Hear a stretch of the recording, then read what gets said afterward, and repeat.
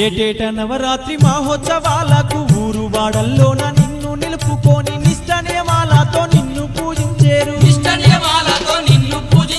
పరమ భక్తితోని పాలకాయలు కొట్టి శరణు శరణు అంటూ వేడు ఈ పాలకాంతుల్లో గణపయ్యా నువ్వు దివ్య స్వరూపుడవు గణపయ్యా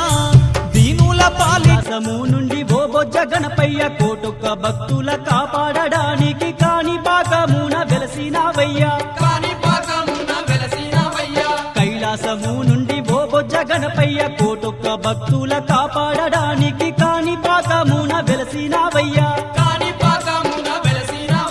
కరుణించేటి స్వామి నీవయ్యా కాపాడేటి తండ్రి నీవయ్యా కష్టాలు కడ తీర్చ గణపయ్యా నువ్వు కలిలోన నిలిచావా గణపయ్యా